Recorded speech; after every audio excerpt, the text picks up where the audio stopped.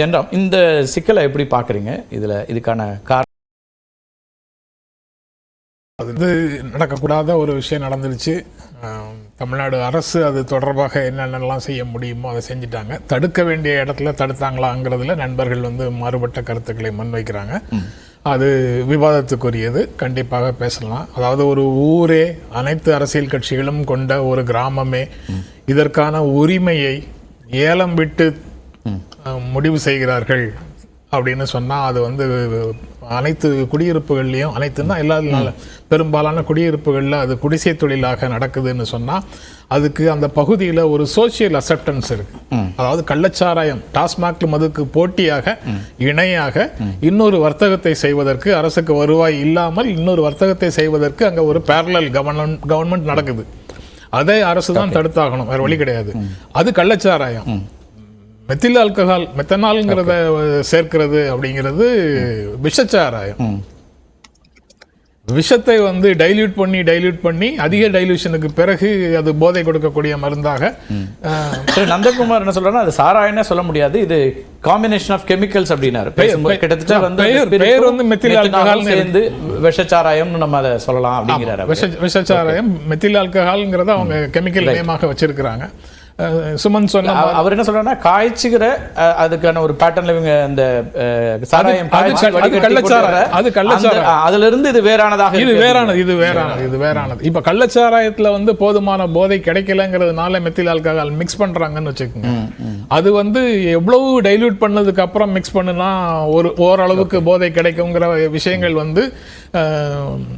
அதை பயன்படுத்துகிறவர்களுக்கு அந்த இடத்துல இப்ப கைது செய்த நபர்கள் எல்லாம் பார்த்தா, நீங்க முதல்ல சொன்ன வார்த்தை தான் எனக்கு ஆழமா இருக்குது. அடித்தட்டு மக்கள், பலியானவர்களும் அடித்தட்டு மக்கள், கைதானவர்களும் அடித்தட்டு மக்கள். நிச்சயமாக இது அவர்களுடைய தொழிலாக இருக்க முடியாது. அவர்கள் கூலிக்கு அங்க வேலை செய்கிறார்கள். இழப்புகள் ரொம்ப கொடுமையா இருக்கு. தாய் தந்தையரை இழந்த பிள்ளைகள் இருக்கிறாங்க, தம்பி இழந்த அக்கா இருக்காங்க, அல்லது ஒரே தெருவில் 10 பேர் இழப்பு அப்படின்னு அதை நம்ம அதை வார்த்தைகளை கொண்டு வர முடியாத அளவுக்கான இழப்பின் வலி அங்க இருக்கிறத பார்க்கிறோம். நீங்க மது அப்படிங்கிற ஒரு பிரச்சனையில கூட இந்தியா 2 கூறுகளாக பிரிந்து நிற்கிறது.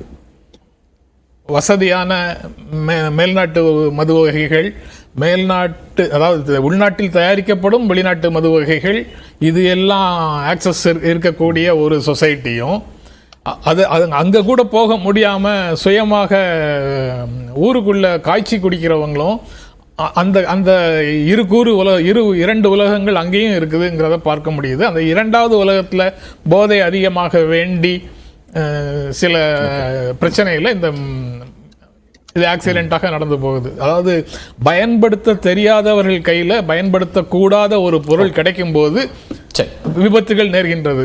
ஆனா இது எப்படி கிடைக்குது, அவங்க கைக்கு எப்படி வருது?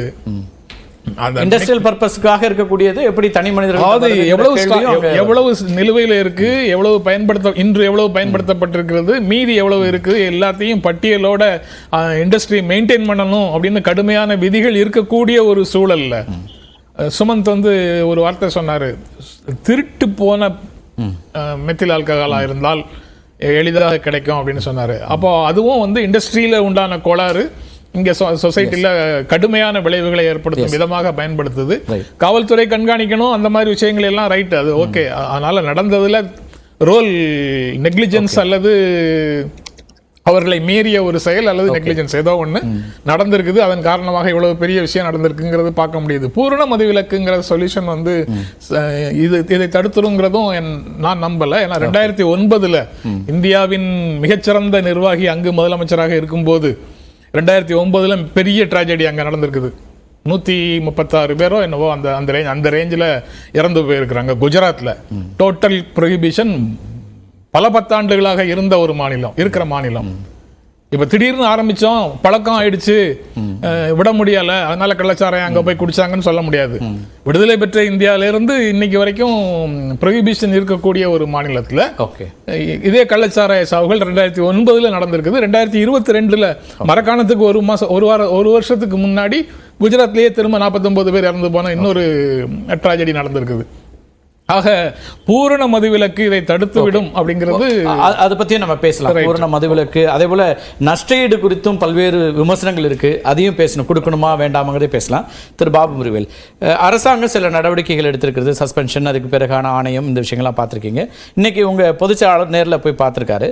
சிபிஐ விசாரணை வேணும் அப்படின்னு ஒரு கோரிக்கை வச்சுருக்கீங்க. சிபிசிஐடி விசாரணையில் உங்களுக்கு நம்பிக்கை இல்லைன்னு பார்க்க வேண்டியிருக்கா? சிபிஐ பல வழக்குகளை எடுத்து அவங்க எல்லாமே பெண்டிங்கில் ஆண்டு கணக்காக இருக்கிறதும் இருக்குது. ஸோ என்ன அடிப்படையில் அந்த விசாரணை அப்படிங்கிறத பார்க்குறீங்க? அதுக்கு முன்பாக சமீப காலமாக அனைத்து இந்திய அண்ணா திராவிட முன்னேற்ற கழகத்திற்கு சம்பந்தமில்லாதவர்கள் பேசக்கூடிய பேச்சுக்களை எல்லாம் தலைப்பாக வைத்து தொடர்ந்து அனைத்து இந்திய அண்ணா திராவிட முன்னேற்ற கழகத்தையே ஊடகங்கள் சுற்றி வந்த இந்த நிலையில் இன்றைக்கு திராவிட முன்னேற்ற கழகத்திற்கு சுட்டி காட்டுகின்ற விதமாக ஒரு தலைப்பை எடுத்து இன்றைக்கு அனைத்து ஊடகங்களும் இன்றைக்கு விவாதித்துக் கொண்டிருக்கிறது. அதை தாண்டி உங்களுடைய நிர்வாகத்தில் நான் தலையிடுறதுக்கு எனக்கு எந்த விதமான உரிமையும் கிடையாது, எதுவும் கிடையாது. ஆனால் இன்றைக்கு இருக்கக்கூடிய அந்த தலைப்பு காரணம் என்ன, தீர்வுகள் என்ன அப்படின்னு சொல்கிறீங்க. நான் என்ன கேட்குறேன்னா, இந்த கள்ளச்சாராய மரணங்களுக்கு திமுக அரசு திறனிட்டு இருக்கிறதா, ஸ்டாலின் தலைமையிலான போலீஸ் செயலற்று இருக்கிறதா அப்படின்னு கூட கேட்டிருக்கலாம். நான் என்னுடைய ஒரு எதிர்க்கட்சியா நீங்க கேட்குறீங்க, உங்க கேள்விகளை முன்வைங்க. இல்லை, அதாவது எப்படின்னா, ஊடகங்கள் கூட அடிக்கிற மாதிரி அடிக்கிறேன், கொம்பும் அடிக்கூடாது, பாம்பும் சாகக்கூடாது அப்படின்ற ஒரு மனநிலையில் இருப்பதாக நான் அப்படின்னா திரு பாபு முருவேல் அழைக்க வேண்டாம். இல்ல அந்த அதான் இப்ப நான் அழைச்சதுனால எனக்கு சொல்ல, நான் வந்து அரசியல், நீங்க உங்களுக்கான எல்லா உரிமையும் இருக்கு திரு பாபு முருவேல். இன்றைய நாளை வந்து நான் வந்து இன்னும் இதை 10 நாள் கூட பேச முடியும். அடுத்தடுத்த நாட்களையும் அரசியல் நிறைய பேசலாம், பேச வேண்டிய தேவையும் இருக்கிறது. இன்றைய நாளில் நான் சமூக சிக்கல்களாக புரிஞ்சுக்கிட்டு அதுக்கு மேல உங்கள் ஒரு எதிர்க்கட்சியா இன்னைக்கு அதிமுகவை நம்ம அழைக்கிறதுக்கான காரணம், பிரதான எதிர்க்கட்சி, பொறுப்புள்ள எதிர்க்கட்சி, அவங்க தான் இதை அட்ரஸ் பண்ணணும். ஆட்சி பொறுப்புல இருந்தவர்கள் தமிழ்நாட்டில் அப்படிங்கிற ரெஸ்பான்சிபிலிட்டியோட உங்களுக்கு இன்னும் எல்லா எதிர்க்கட்சிகளும் இல்லை, நீங்க சொல்றதுல நியாயம் இருக்கு, நான் அதை டிஸ்அக்ரி எல்லாம் பண்ணல. நான் சொல்ல வருது என்னன்னா, மற்ற எல்லா எதிர்க்கட்சிகளை விட கூடுதலான ஒரு உங்களுக்கு புரிதல் இன்னும் அதிகமா இருக்கு, ஆட்சி பொறுப்புலையும் இருந்தவர்கள் அப்படிங்கிற இடத்துல இருந்தும். அதனாலதான் எப்படின்னா, அதிமுக ஆட்சி கட்டில் இருக்கிற போது, இது போன்ற பிரச்சனைகள் வருகிற போது, விவாதங்கள் நடைபெறுகிற போது, நீங்க ஆட்சி கட்டில் நீங்க இருக்கிறீங்க, உங்களுக்கு தான் மக்கள் கேள்வி கேட்பாங்க. ரெஸ்பான்சிபிலிட்டி இருக்கு. இதே கேள்விகளை அனைத்து நெறியாளர்களும் என்னிடத்தில் கேட்டிருக்கிறார்கள், நான் அவருக்கு பதில் சொல்லியிருக்கிறேன். அப்படி இருக்கிற போது இன்றைக்கு ஆட்சி கட்டில் இருக்கக்கூடிய திராவிட முன்னேற்ற கழகத்தை நாம் சுட்டிக்காட்டுகின்ற இடத்தில் இருந்து கொண்டிருக்கிறோம். அது எனக்கு ஒரு மகிழ்ச்சியான ஒரு செய்தியாகத்தான் இருக்கிறது. அதை தாண்டி இந்த செய்தி ரொம்ப உயரமான செய்தி, அந்த மகிழ்ச்சிக்குள்ளலாம் நான் வரல. நான் இந்த இன்னைக்கு திமுகவை சுட்டிக்காட்டி தொடங்கி இருக்கிறார்கள்.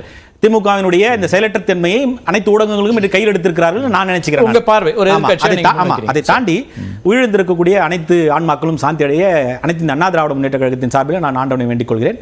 அதையும் தொடர்ந்து ஹஜ் பயணத்திற்கு சென்றிருக்கிற ஒரு 67க்கும் மேற்பட்ட இந்தியர்கள் வெப்ப அலையின் காரணமாக உயிரிழந்திருக்கிறார்கள். அவருடைய ஆன்மாவும் சாந்தி அடைய வேண்டும் என்று அனைத்து இந்த அண்ணா திராவிட முன்னேற்ற கழகத்தின் சார்பில் நான் வேண்டிக் கொள்கிறேன். இந்த நிகழ்வை பொறுத்தவரையில் சிபிசிஐடி விசாரணை எங்களுக்கு திருப்திகரமாக இருக்காது, சிபிஐ விசாரணை தான் வேண்டும் என்று எங்களுடைய எதிர்க்கட்சித் தலைவர் சொல்லியிருப்பதின் காரணம் என்னவென்று சொன்னேன்.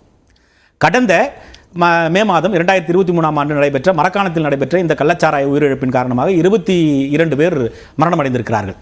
அந்த வழக்கு சிபிசிஐடியின் வசம் ஒப்படைக்கப்பட்டிருக்கிறது. இன்று வரை அதனுடைய நிலை என்ன என்பது நமக்கு தெரியாது. அதே போலத்தான் தொடர்ந்து இந்த வழக்கும் உடனடியாக சிபிசிஐடிடம் ஒப்படைக்கப்பட்டிருக்கிறது. தனிநபர் ஆணையம் அமைக்கப்பட்டிருக்கிறது. என் மிகப்பெரிய துயரத்தை உண்டாக்கி இருக்கிறது என்று முதலமைச்சர் திரு ஸ்டாலின் சொல்லியிருக்கிறார். இதெல்லாம் எங்களுக்கு வேணாம், நீங்க சிபிசிஐடி வசம் ஒப்படைங்க. ஏன் என்று சொன்னால், பிரிக்க முடியாதது இந்த வசனம் போலதான். பிரிக்க முடியாதது எது என்று சொன்னால், திமுகவும் கள்ளச்சாராயமும், திமுகவும் கஞ்சாவும், திமுகவும் கட்ட பஞ்சாயத்தும், திமுகவும் சட்டம் ஒழுங்கும். இது போல அந்த வரிசையில் இந்த கள்ளச்சாராயம் இந்த வழக்கு நடைபெற்றிருக்கிறது. ஏன் அது குறிப்பா அப்படி சொல்றேன்னா,